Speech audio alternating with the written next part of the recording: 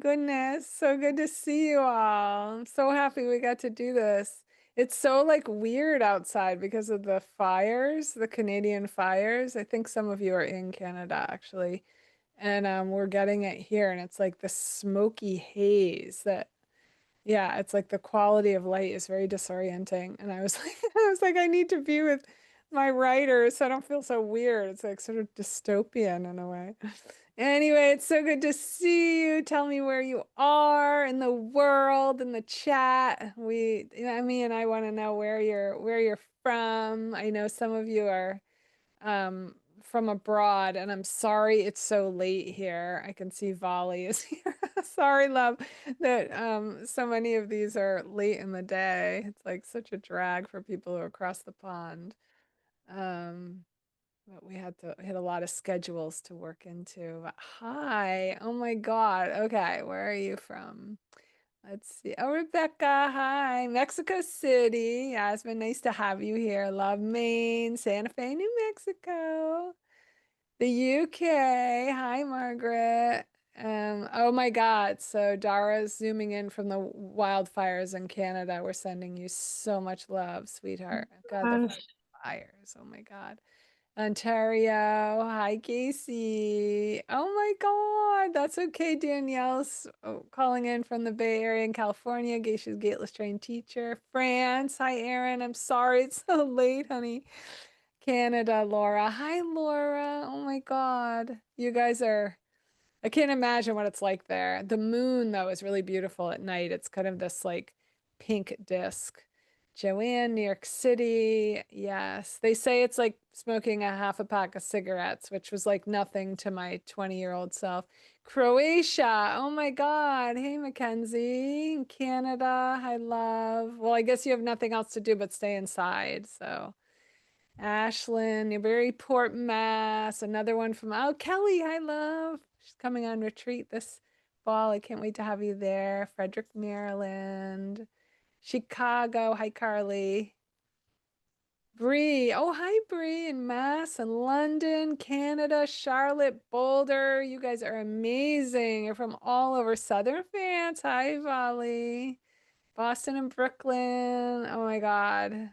You guys, it's amazing to be together. I actually love to come together in Gateless because when you go out into the world, it's like, oh my God, you feel sort of assaulted these days by like everybody's gonna this is like a high anxious energy, and then you come into a Gateless room and you're like, ooh. 404, make a wish. Okay, so Emily Pereira is here today. I'm gonna get speaker view. Hi, love. Thank you so much. She's coming all the way to us from Costa Rica. She's a big time surfer and she just saved a man from drowning today. No joke. So she almost didn't make it. And yeah, I mean, I just well, thank you. Thank you from that guy's kids and just like the spirit of the ocean was with you guys, huh? Yeah, it was pretty wild. First of all, just it's so wonderful to be here with all of you from all around. Um, it was a very wild day. I went surfing today like I normally do, and it was a very strong surf, and the waves were just coming and coming, and I was exhausted myself. And then I hear this help, and I look over, and there's this man with no surfboard just kind of like treading water and saying help. And you just go into sort of autopilot. And I'm like, I'm coming. And I went and I like got him on the back of my board and we went in together and he was caught in a riptide. And then I went back out and I went surfing and later he was waiting for me on the beach and he was like, I just want to let you know there's like a 50% chance I wouldn't have lived if you hadn't been there and helped me. So I was just getting chills. And then my tire fell off my car on the way home. So it's been a very eventful morning, but I'm very happy to be here with all of you today. So happy to be here. And your session is the first. You're the kickoff luminary, baby. I'm honored. I know, we're so happy to have you. She's going to do a session today where we both are on writing the memoir that makes you the talk of the town. And that isn't always a good thing.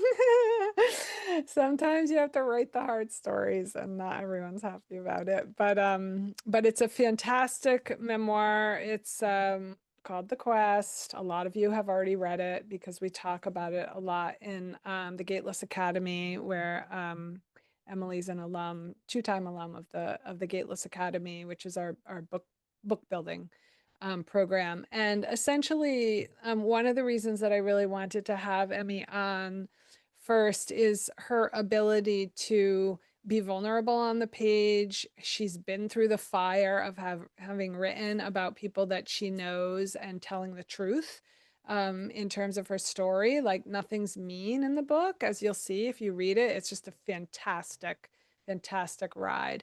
But it does have to be truth telling, the memoir. And I think there are a lot of people on the call, probably all over the world, who are afraid to write stories down. I mean, we've seen what happens sometimes in the public eye when we write stories and we get sued and, all of that. And so I wanted to talk a little bit about like making it over that hump in memoir and also like kind of what happens when your life changes.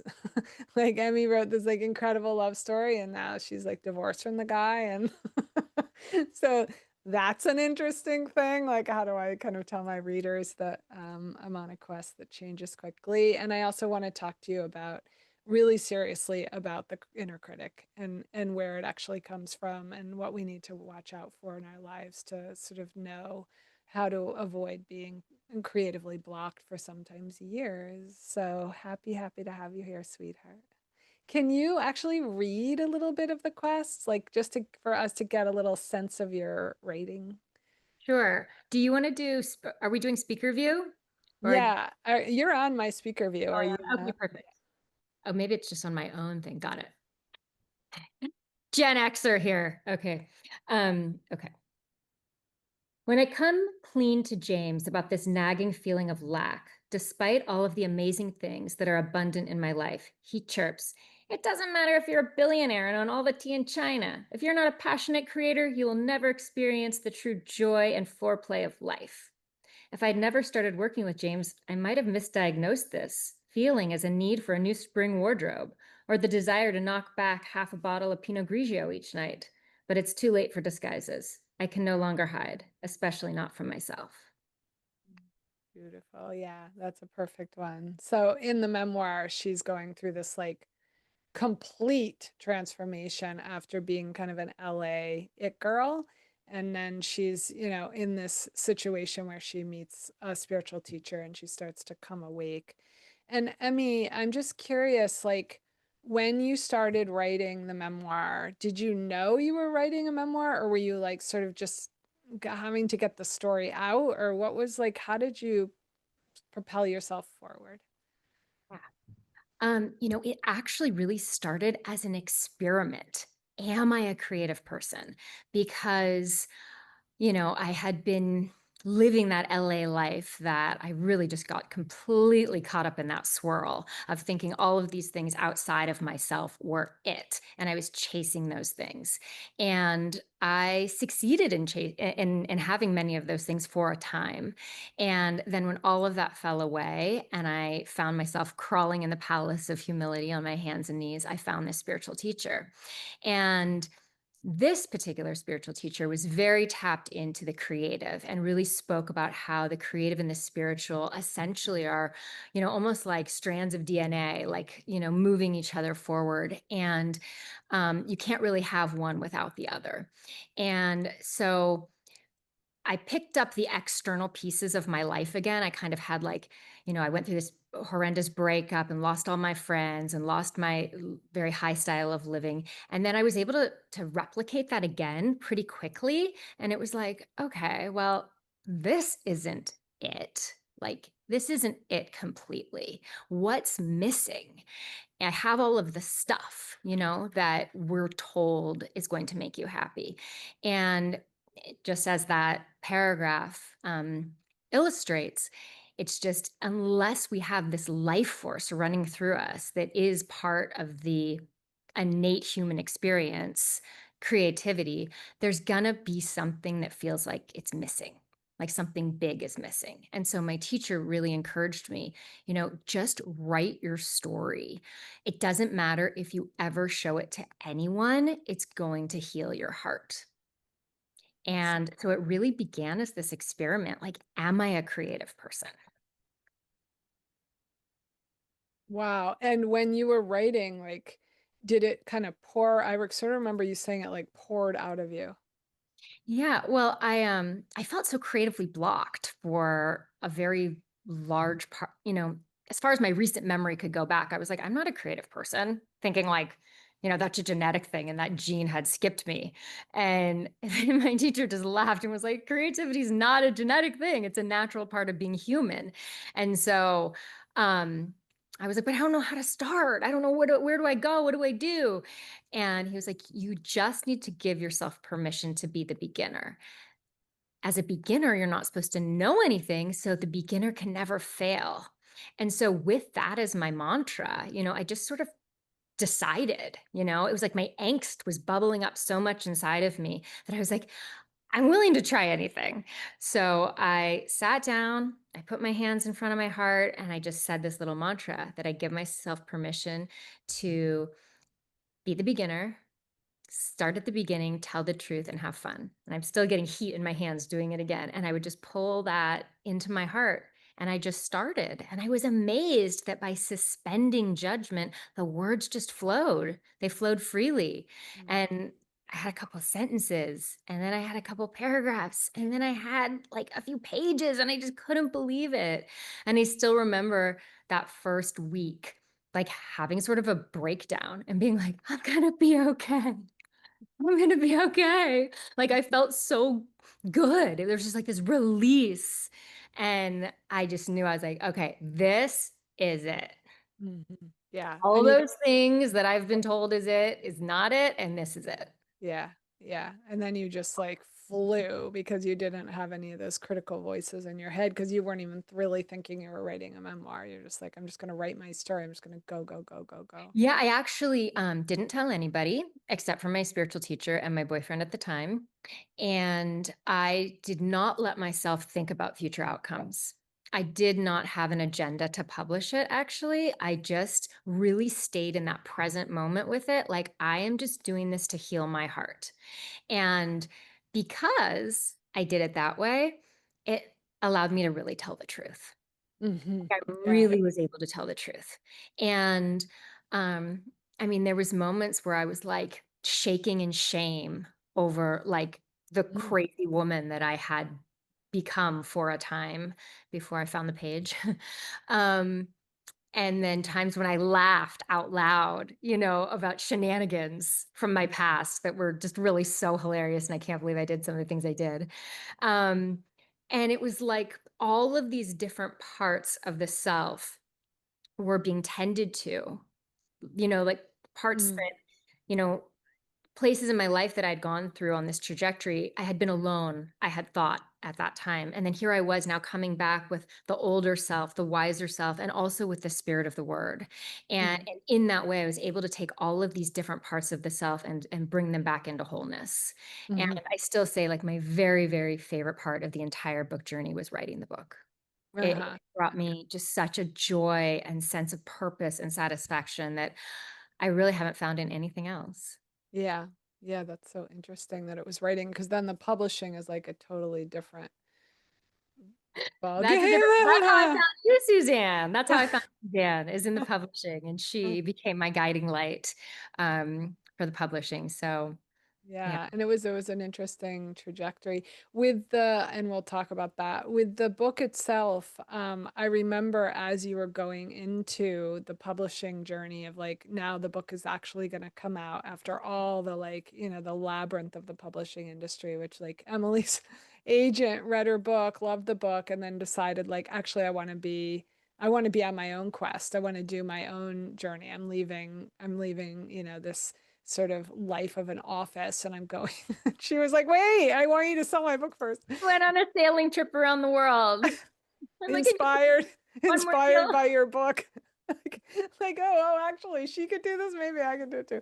But the one thing that I remember that I think is important for people to know is like how nervous you were as the book was being packaged. That like, the ex-boyfriend was going to read it. What was he going to say? The friend was going to read it. What was she going to say? And then she went to the psychic who told her like, your mother is not going to speak to you for like, and I am a little psychic too. And I was like, huh, that's funny. I'm not really seeing that. I'm seeing that she's probably like going to kind of be happy that you did it and maybe glance through it and not have time to read it, which is like how a lot of mothers are. So, but what I remember, like between you being nervous about that and then like the what actually happened was that they just got you did get a little of that, but mostly you just got like this just this barrage of people that were like, "Oh my God, this book changed my life." Oh my, I mean, every single day I would get on with you during the process of it launching, and you would you'd have some emails and Instagram messages of people that were like,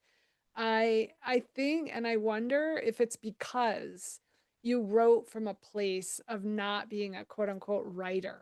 Do you know what I mean? It was like it was almost like when you read the quest, you're like with your girlfriend and she's just like telling you stories and about this awakening. And yeah, so I'm just like, how do you feel like we can maintain that pink cloud of the first book? Like what gets in our way when you go into sometimes the first book is like it just downloads itself and it's sort of like, yeah, the publishing industry is difficult and a labyrinth, but then you go to the second book and it feels like a lot comes up, when we realize we're writers. And what do you think is like the single most thing that gets in our way as creatives when we get into those blocks, whether it's second book, first book, whatever, it doesn't really matter. I mean, in a word, I would say abuse. Hmm. Abuse. So whether that can actually be abuse within the home structure, where there's somebody that's a family member that's abusive to you. It can also be the culture at large. Really, so often the home is a microcosm for what's happening on a macro level. So we get messages on a broader scale from society all the time that you have to be perfect. You have to like show up and slay. Like if you're not going to be like show up and be Beyonce, you may as well not do it at all. So that's like a level of abuse that we get from the overarching culture. So it can be something that's like that. And it can also be abuse within the home, on a level like in my personal case, after the writing of that book, on my pink cloud of life and spirituality and the quest, and I'm writing and I'm playing guitar and dancing burlesque and painting paintings and traipsing around leading retreats, and I walked right into the arms of a narcissist, and I ended up having children and doing big projects with this narcissist, and I found that my creative sparkle started to just sort of like evaporate. And I would never have guessed it was from that. But really, this goes back to the gateless methodology. If we're in fight or flight, if we're tiptoeing around somebody in our lives, we're in fight or flight, even if it's a low current of fight and flight. And if you're in fight or flight, you cannot access creativity, imagination, and memory recall.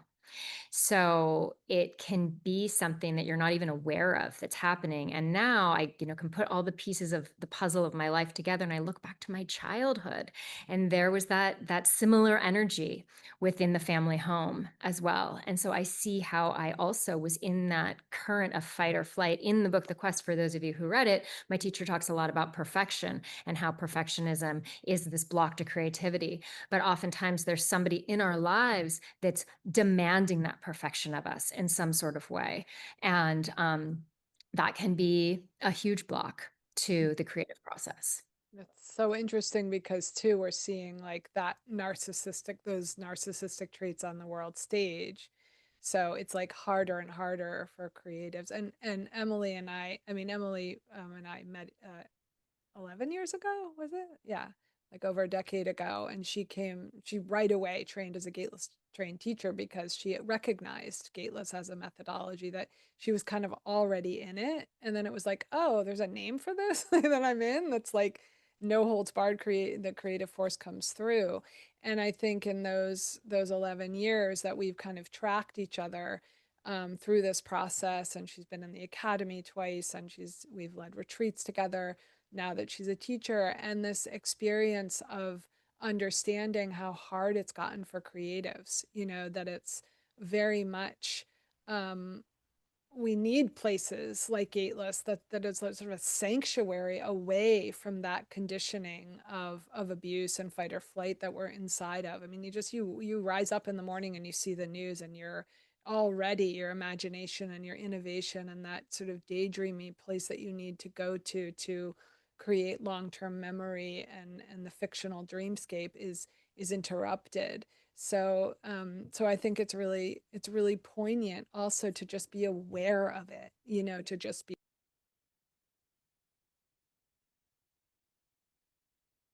I think you got muted, Suzanne.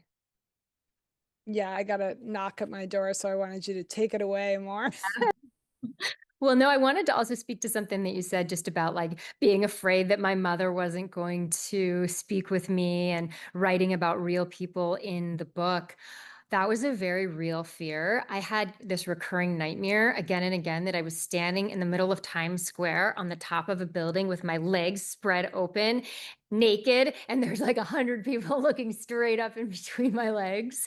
And I would wake up like, and it was like all in the lead up to my book because I was putting myself out there in such a vulnerable way, like it was a very real fear.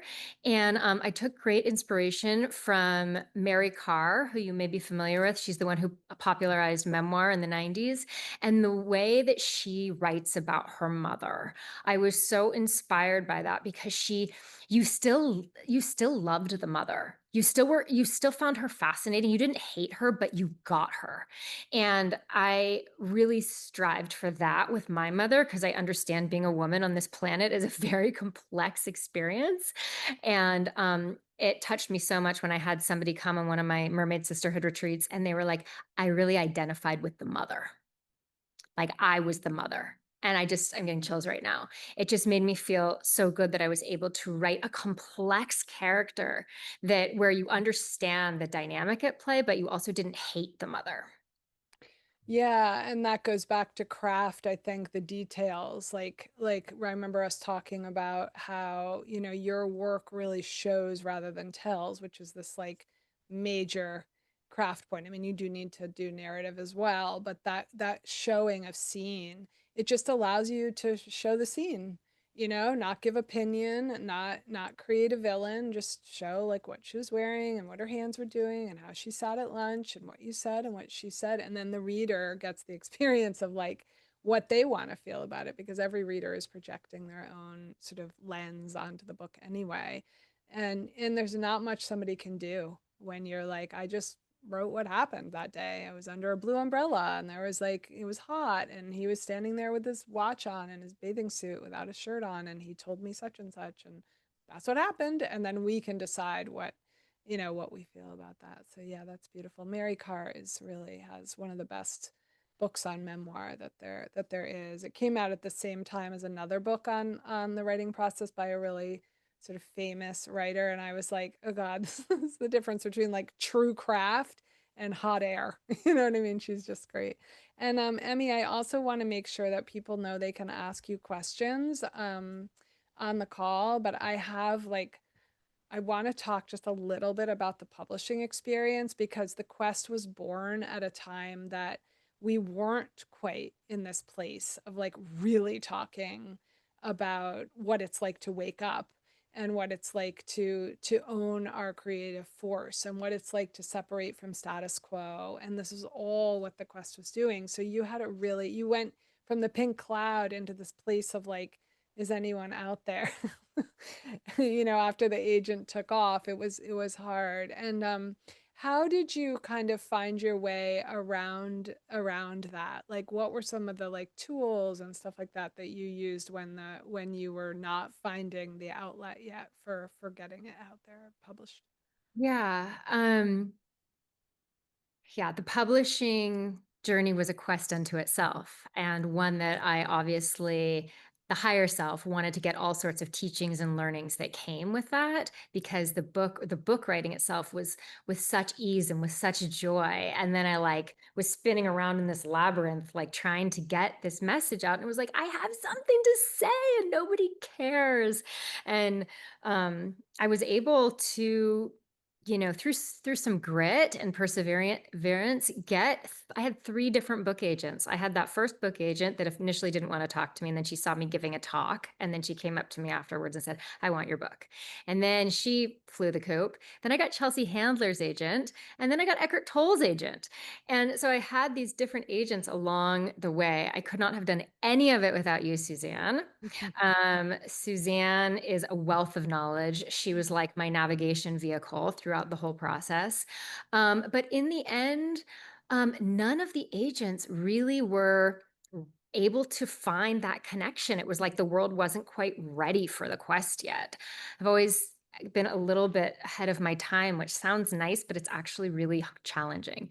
And so in the end, I had to get really scrappy.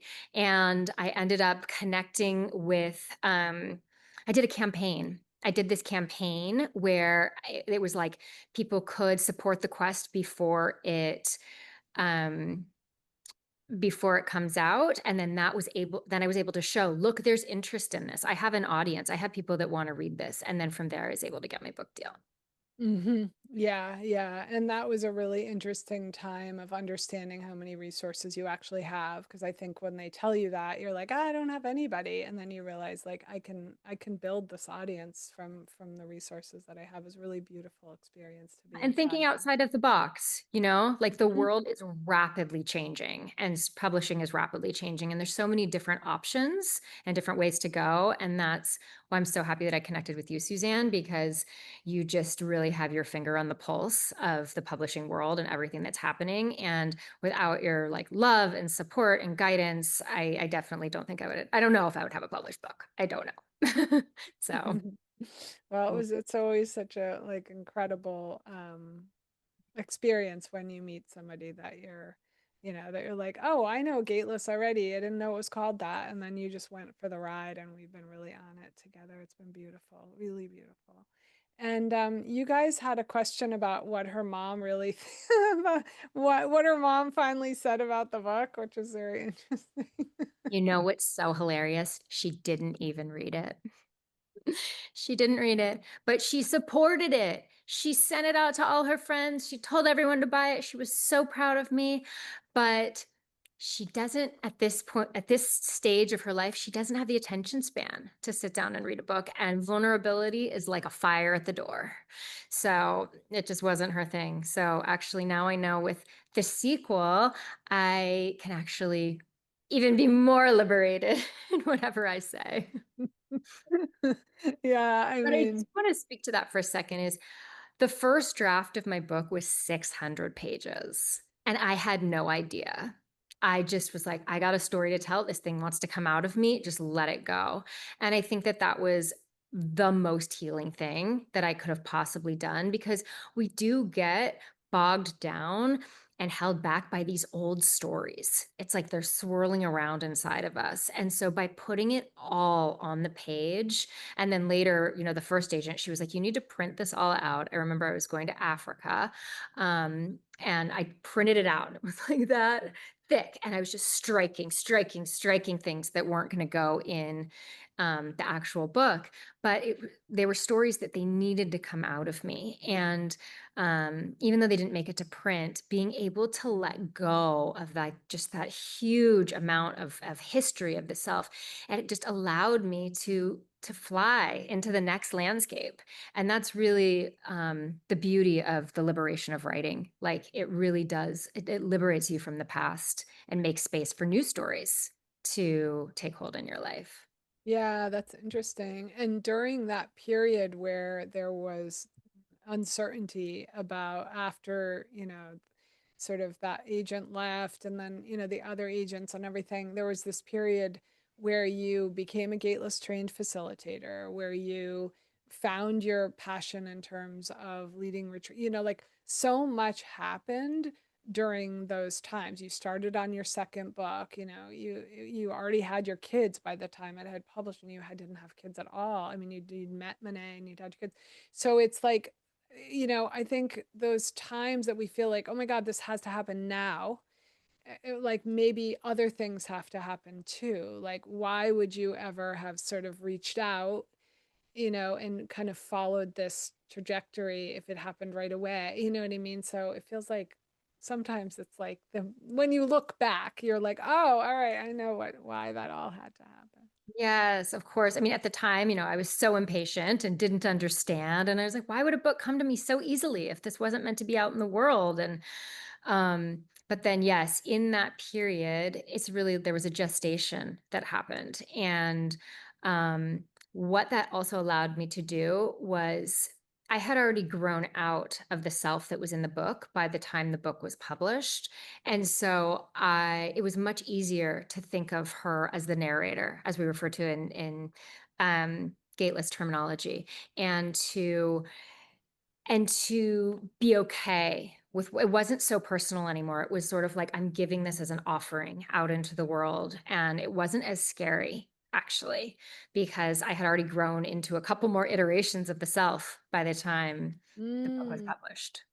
Yeah, yeah. And it's not really when you look back, the publication is sort of a byproduct of all the ways we shift as we're in the word, as we're in the writing of the book. I think if you actually go to that place, that's like, where the critical mind and the judgmental, the gateless place where it's like, we're not going to do business with judgment-based opinion. I'm actually going to just focus on craft and focus on sort of what lights me up, and then publication comes in these strange ways. I mean, really, the publication of the book is a whole different story that we don't have time for, but it's an incredible story also that had to do with waking up and realizing, like, just what we were talking about with the inner critic, right? It's like, oh, this is another form of that kind of, abuse that forms the inner critic. And somebody was saying, well, maybe it's the past self speaking to us. But the past self isn't a critical self, that we're not born with it. It's conditioning that tells us these different various false messages along the way that then create this bully to the creative process, and we get to deconstruct that. So It's yeah, it's very so interesting. true. I realized in this process, it's really, we might have a goal, right? And it did become my goal after I finished writing the book. Okay, I grew into a certain level of confidence in the pages. And if you read it, you'll see that moment where I'm like, wait, maybe I can share this with other people. And what I realized in the journey to publication is that our goals, they're signposts telling us this is where you're going. But it's really the quest that we take along the way that's filled with all of these riches and learnings and lessons and creations that is really the fulfillment. That's the part that you don't see. But looking back on it, I can go, wow, I wouldn't have built a retreat center in Costa Rica and started leading retreats that are, the heart and soul is gateless. Who knows, if I had met the man that I would have met and had the kids that I have, and, just taken the journey that I took. So yeah, Yeah, sometimes it happens in the waiting. it does. It does. And somebody's asking about the publishing journey, like, is it self-published? It's not. It's hybrid, but they're not in business anymore, right? No, that was another tributary of the quest. So yeah, so I had the publisher, and then he ended up stealing all my money from the book, and then he went bankrupt, the publishing company. But then I got the rights back to my book, which in the end, there's always a gift. And that's what I learn in the quest, is that in every difficult situation, there's always a spiritual gift. And so I learned there were so many spiritual gifts that I got along the way of writing this book, of publishing this book. And then in the end, now I'm the full owner of the book. And it really is interesting to me for where I am on my journey right now, which is what I'm writing into this book, which is about sovereignty and not feeling like we need that label or that institution or some sort of governing body to say your thing is good enough. That's right, exactly. And Cassidy, a hybrid publisher is a publisher that you go into business with to get your book out there. So they do, they might do the printing and the typesetting and all of it, but you pay them on the front end to publish the book. And then you're supposed to get the money from the book sales almost 100% on the back end. So that's kind of how it works. It's like you do pay on the front end to get it done, but then the money's yours. Whereas in traditional, you only get 10% of the sales. And it was a really good thing for Emmy to do, we thought, except this guy was a criminal. But he was a big entrepreneur. Like people really knew this guy, and he was like at the height of his career and he had started this publishing house and he wanted Emmy so much. And so when we talked about it, it was like, well, he knows how to sell, but you are taking the risk that the hybrid will close, or and sometimes they cheat you out at the beginning, Well, at the end. I crowdfunded the initial investment. So I raised a certain amount of money by putting it out to my community. Um, and so that money was like the beginning investment. And then he actually that was through something else. And then yeah, and then they found him. That's how I got an agent. That was the agency. And then They um found him. Yeah, that's right. I forgot mhm. about that. Yeah, and Cassidy's asking questions about. So those are really specific questions, Cassidy, and those are going to change from hybrid to hybrid, how much you pay. I mean, so, Murphy Lewis, who's a gateless trained teacher, has a beautiful small press, and she is very fair on the front end. Some of them will charge as much as 50,000, some 14,000. I am doing a whole thing inside the symposium that's free about publishing. And if you have a lot of questions about that, just come on over and I will answer every single question you have, because it is very, very tricky and complex, the industry. It's like, even when you go with a traditional like Penguin or something like that, it's just there's so much to talk about, as some of you on the call that I'm seeing who have books and agents know. So so yeah, I think I want to kind of stay too with this idea that like the publishing happens, the journey is can be very confusing, but it happens, and it will happen, as Kristen's saying, with that perseverance and that tenacity. But you're going to be crowdsourcing anything from 6,500 to, some people pay $60,000 to publish with a place like Greenleaf. It just really depends with hybrid, and you have to be very careful, as Emily's letting us know. It was just one of those things that was difficult, but yeah. Um, so yeah, I think But I I think what was another spiritual gift that came out of that is yeah. just coming back to that understanding of, I mean, yes, this book did help my career. It helped get my experience and the teachings that I've learned out to so many more women worldwide. But it also highlighted where the magic really is. And the magic is in the writing of the book, so much more than in that like labyrinth maze of the publishing. Mm, And I mean, I've heard other authors too, like Elizabeth Gilbert. She's like, there's nothing that comes after the writing that's as fun as the writing. yeah. For her. Yeah. Nothing at all.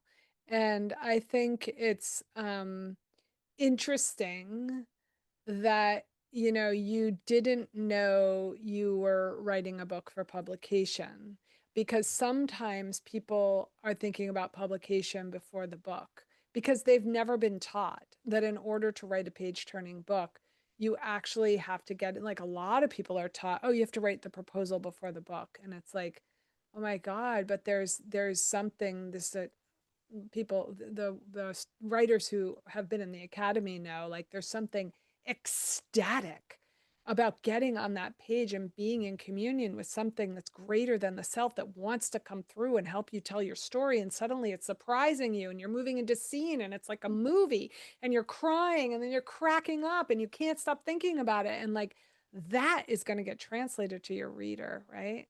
It truly is. It's like you get in rapture with it. And it's a feeling like if you laugh in your book, your reader's going to laugh. And if you cry while you're writing your book, your reader's going to cry. So if we're out of the present moment with it and thinking so much about what comes next, you're not feeling those feels. There's like an agenda, and it's like I want to get this book published. And so I would advise any writer to just sort of like just take it step by step, and just let yourself just be with the word and the spirit of the word, and just experiment and have fun and see what happens. And then it's sort of like really just I mean, I remember I was newly married and I took myself on a trip to Italy alone to write, like I just wanted to be with the word. Like that's how, like, just this, I was having a romance with the written word. I didn't know that was possible. I mean, I really had not written anything besides work emails and like, a thank you letter here and there since I was in high school or college. I mean, college really, but still, even then, it was like the paper for the class. You know what I mean? Like the paper for the teacher. I don't know if it was really fun. Yeah. So, really coming back to this concept that writing can be actually like the most exhilarating, sexiest, most exciting adventure. It can be a quest. Was it was a radical discovery for me. Yeah. Yeah, And exactly. what it does is it makes you so present. It makes you so present. And that's the only place we can feel joy. That's when like the anxiety starts to fall away. It's when we're really connected with inspiration. If we look at the word inspiration, spirit's in that word. So you feel just this sense of just like contentment and excitement all at the same time. So, and then right after I finished writing the book, and I did this wild thing. If you've read the book, the last chapter is the first chapter of the second book. I made a declaration for consciousness. Don't know if anyone's done that. And that'll put your life on a wild, wild roller coaster ride. Um, and my life changed very quickly. My husband walked out the door three months later, and I felt very creatively blocked. I felt just like I couldn't. Here I was, just the words were pouring out of me for years, and I had this pretty popular blog at the time, and it was just like the record just scratched and stopped, and I couldn't write. And I went into a writer's block for like a year. And I was trying to get the publishing thing going and the agents and stuff. And I felt like I couldn't even write a sentence. And I was just like, what happened? And then I found Suzanne. I found Suzanne in a Facebook group and we got connected and I she started helping me with the publishing process and the proposal and all of those practical things. And then she casually, mentioned a retreat. And I said, I think I want to come on your next retreat and get out of this writer's block that I've gotten into. And she was like, "Oh, honey, I want you to be one of my teachers for teacher training." And so I went to the teacher training. And after the first session, the first salon, they're called salons in Gateless writing, my writing came back. It came back. The spirit of the word came back. And I couldn't believe it. And I was just like crying and so happy. And so I know that we can go through these seasons where it can be just like this energetic rush and you feel like it's so there. And then I've also experienced it go away. And then I've seen it come back and I've had it go away. And so I do understand that there's this energetic thing happening and a biological thing, physiological thing happening when we get ourselves into fight or flight. When we get ourselves into fight or flight, there can be many different ways it can be. It can be abuse of another person. It can be thinking that we have to be perfect and perform. It can be thinking that we need to, you know, do something to make, people please, whatever it is. But that's why Gateless is so powerful. It brings you back to this place where you feel very calm. You're in the somatic body, and you don't have to worry about being criticized or judged or people giving you suggestions when you're not ready to hear them. And through Gateless, I have, yeah, just been able to return to this magical spirit of the word. It's so interesting, like to think back on that, that it was 11 years ago and that, you were blocked like that and then it just broke open because I think we don't when we're in those blocks we think they're going to last forever, and that we're never going to see the light. And what we do, you guys, in Gateless Salon, so she came to a 5-day Gateless teacher training, which means that you're teaching Gateless. I could tell that she was already in that current. We had talked about it. And what we do in there is go into the body. You know what I mean? That's where the story is. And like when we talk about publication, the fastest way to publication is to go into the body and write without without judgment, right? Right in this place that's ecstatic and blissful, because that's going to translate to the reader, and your reader is an agent. And so they're going to feel that, they're going to catch that, and they're going to be like, I want more of this. So when we go into retreat, there's body work there. There's delicious food. We're in a circle. We have gateless guidelines around, which mean like we don't criticize one another. We don't just deconstruct or fix or try to, sure, there's craft tools. You need those to write a great book, and you're learning those all the time, but really you're coming into your own agency as a creative. And when that happens, the blocks go away very, very quickly. And I think that if the whole world do that, because we're doing it in reverse, right? I mean, it's like we're doing it as like we're criticizing people, but and then being like, why aren't you creating more art? Create art, create art. Oh, that's not good. That doesn't work. I don't like the color. I don't like the sentence. I don't like how you put the mother in there on the second page. Like, dude, I have to create first, and then I want to learn tools. I don't want to hear your opinion. So yeah, it's fascinating to think about back to that time when you were, yeah, yeah, blocked after writing a 600-page book and not being blocked.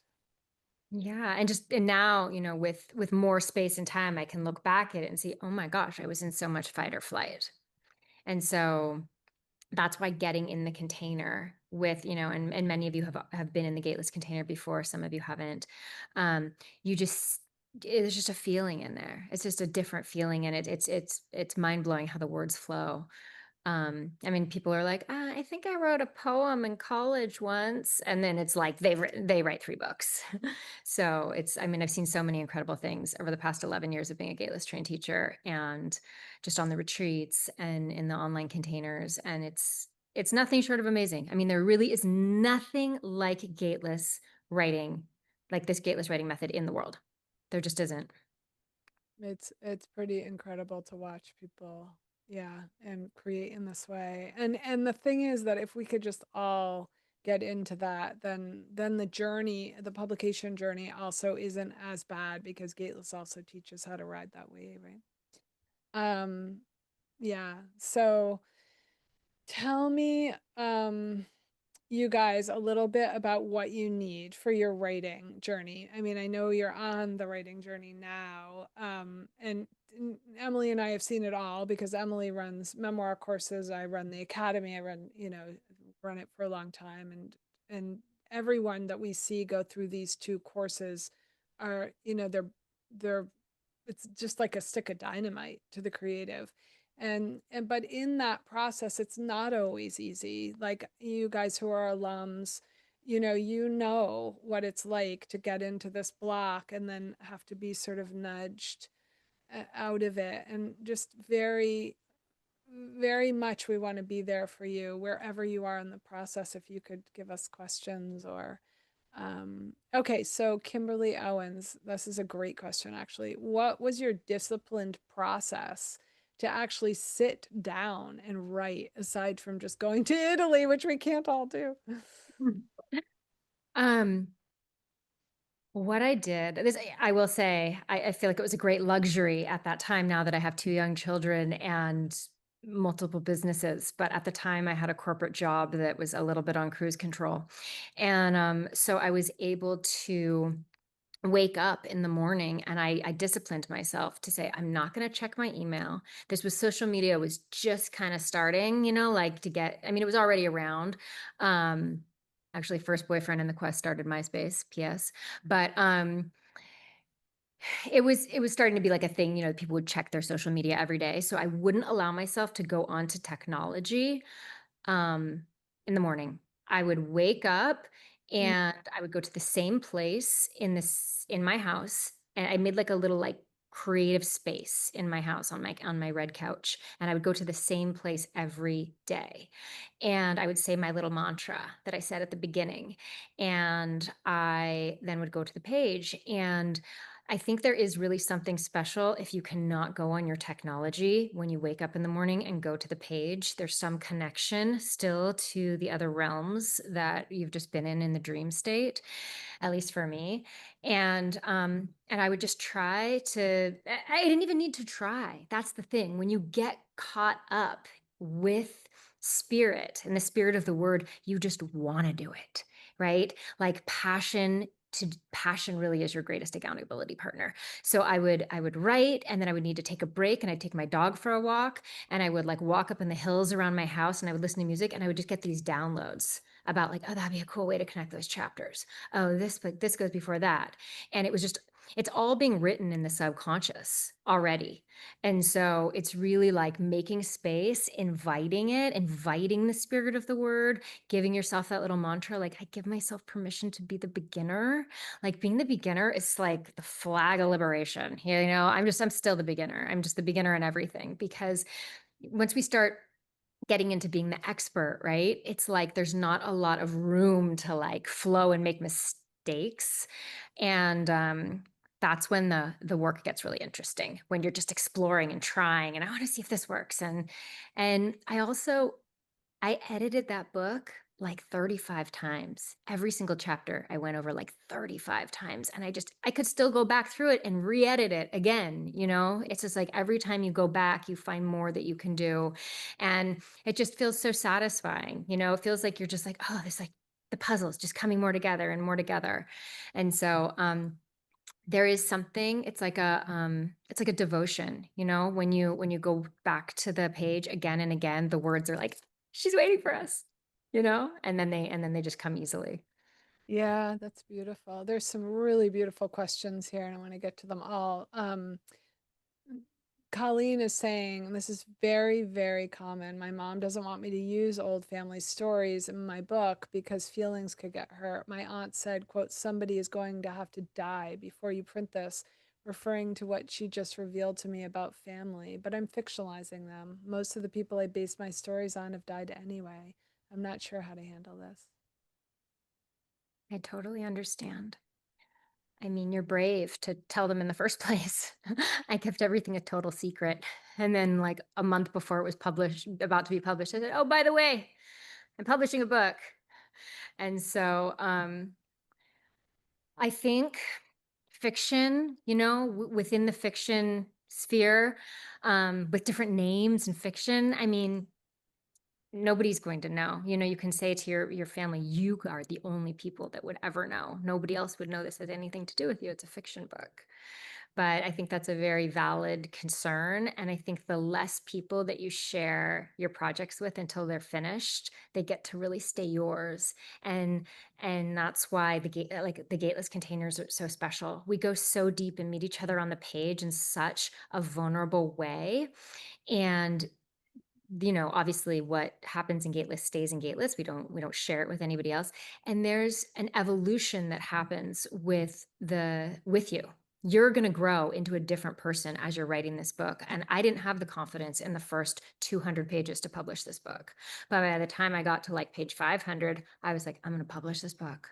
I'm a woman that can stand by my true word, and it doesn't matter what anyone else says. But at page 200, I wasn't ready for that yet.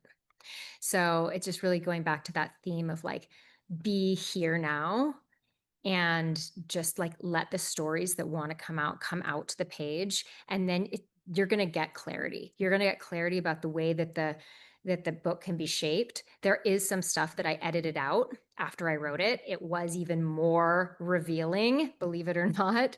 And then you can just kind of take a little slice off here and a little slice off there, and it makes it so a family member can digest it and you can still retain the integrity of the character. Does that Yeah, answer your that's question? beautiful. And I want to respond to Emmy Roberts, who left a question. She said, I feel almost scared to face some of the stories that will come out. Like, really facing the story is a little overwhelming.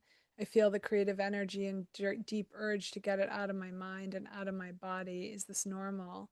Is it one of those, the only way out is through? Oh my God, totally beautiful question, Emmy. And Thank yes, that you, is the Demi. only way. I mean, because the mind will get afraid to face it, but the writing isn't afraid. So as soon as you get afraid, you go on that page and you write what you see. Like Emmy was talking about, like just write the scene. Oh, I was in a restaurant. This was what they were serving. It was night. There were a lot of lights. You just keep writing. And Emmy is an amazing writer, and writes incredibly in scene. So yes, just keep doing what you've been doing, honey. Yeah, yeah. It's like a beautiful question. And yeah, it's Got just, chills on that question, and I very much relate with that question. yeah, And you will feel such a sense of relief after it comes onto the page. It's like, you know, that feeling when you're like have the stomach flu and you need to throw up, and then afterwards you feel so much better. It's like that. yeah, yeah. And the critical mind is in the conditioning. And when you drop to the page, especially gatelessly, the conditioning falls away. So you don't have that same resistance. So when you're thinking about it, there's always going to be that conditioning that comes up. Don't do that. Oh my God, what do you think you're doing? Oh my God, you can't write about that person. And then you fall to the page and it all starts pouring out. It's really beautiful. Really beautiful. Um, yeah, I think there's a lot of, questions about like, copywriting and stuff like that. That's all stuff you guys can look up, like the song lyrics. There's a very specific laws around copywriting, and I remember Emmy and I both just like we researched it while she was going through that. And John is saying that he's gone back and listened to a lot of those songs that you have in your memoir. Yeah, it's beautiful. Just looking at some of these questions. Shannon, yes, that's exactly it. I changed the names of the people who I knew needed names changed. And then people that um, I confided in as I got more confidence, they were like, they were happy to be in the book. And then even my sister, I changed her name and she was like, why didn't you use my real name? And I was like, I wasn't sure, so because, it wasn't, she didn't read the book. In the end, no one in my family read the book except for my dad. So kind of funny, you think all these people are going to read the book. And actually, that's one thing about memoir or writing any book. Sometimes you're sort of surprised that the people that are really close to you are not like, oh my God, I read your book. It's amazing. And then, like, somebody that's like, in like Syria is like, I read your book, so you're like, wait, like this person that tells me she loves me, that was like my roommate in college, didn't read my book. But then like this person that's like way far away, that has no connection with me, says it changed her life. So writing memoir is such a wild medium in some ways. And it's really, it's a spiritual act. It's an incredibly spiritual act, and you will grow. The arc of memoir follows the arc of a spiritual awakening, really. And so it's you will not be the same person when you at the end that who you started, but the person who you are at the end is going to be someone that you're very proud of and that you have just like a deep reverence for. Mhm. Yeah, that's beautiful. I think we should take that as a cue to stop. This was so amazing to be on with you, Emmy. I felt like the hours stretched, and you were so generous with your time and with your process, and just with everything that you've created beyond the book, that showing people you can write a book and have kids, you can write a book and get divorced. You can write a book and move, all the way to another country, and yeah, get certified, lead retreats, like do the academy twice, like this is not something that's going to suck the life out of you. It's actually going to give you life. I mean, I feel like you're so alive in your quest and so alive in this process. And yeah, I can't wait for your second book. Thank you. Thank you so much Okay. for having me. Thank you so much for Gateless. Gateless has given me so much. The riches of this methodology, it's really, it's so spiritual, but it's so grounded, at the same time, just in the body and in the physiology, in the creative brain science. I mean, it's really emblematic of how science is trying to explain spirituality. And yeah, I've just seen miracle makeovers in my own life and in other people's lives from this process.